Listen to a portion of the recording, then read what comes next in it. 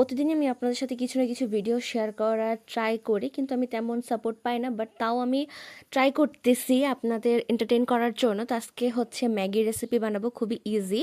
তো এখানে আমি প্যানের ভিতরে বা কড়াইতে তেল দিয়ে দিচ্ছি, তারপর হচ্ছে কিউব করে আলু কাটা নিচ্ছিলাম, কারণ এটা শুধু আমার খাওয়ার জন্য। তো আমার এরকম কিউব করে আলু কাটাই খুব ভালো লাগে। তো এগুলো হচ্ছে সুন্দর করে আলুগুলা ভাইজা নিব। তো ভাজার ভিতরে এখানে আমি সামান্য পরিমাণ লবণ দিয়ে দিব আর কাঁচা লঙ্কা দিয়ে দেবো, আর কিছু না। মানে যেটা আপনাকে বলছিলাম খুবই ইজি। তো এখানে আমি লবণ দিয়ে দিছি আর কেচি দিয়ে কাঁচামরিচ কাইটা দিয়ে দিব 3টা। মানে আমি একটু ঝাল এখন একটু কমই খাই, তার জন্য একটু 3টা কাঁচামরিচ কাইটা দিয়ে দিছি। তো হচ্ছে আপনারা যদি অনেক কিছু অ্যাড করতে পারেন, তো আমি হচ্ছে খুব ইজিভাবে রান্না করতেছি, যেন এটা সবাই রান্না করতে পারে, বিশেষ করে হস্টেলে যারা থাকে তাদের জন্য।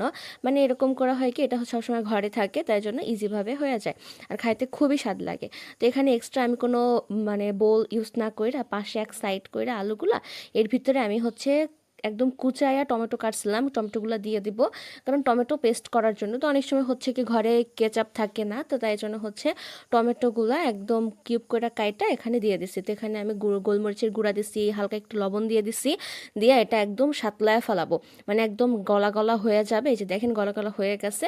এর ভিতরে আমি যে সিদ্ধ করা নুডলসটা আছে ওইটা দিয়ে দিব। দিয়ে দেওয়ার পরে মানে খুবই ইজি, যেটা আপনাকে বলছিলাম প্রথমেই। দিয়ে দেওয়ার পরে সবগুলো একসাথে নাড়াইয়ে একটু ভাজা নেব, উপরে হচ্ছে মশলাটা দিয়ে দিব, শেষ। মানে রান্না শেষ, মানে এত ইজি রান্না। আমি জানি না আগে কখনো দেখছেন কি না, মানে খুবই ইজি। 2 মিনিটে যেটা বলে না, ঠিক তেমনই 2 মিনিটই হয়ে যায়।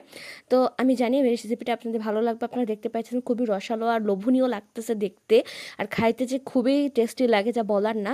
তো আমি আশা করবো আপনাদের সাপোর্টের, প্লিজ সাপোর্ট করবেন। আর এত সময় ভিডিও দেখার জন্য ধন্যবাদ।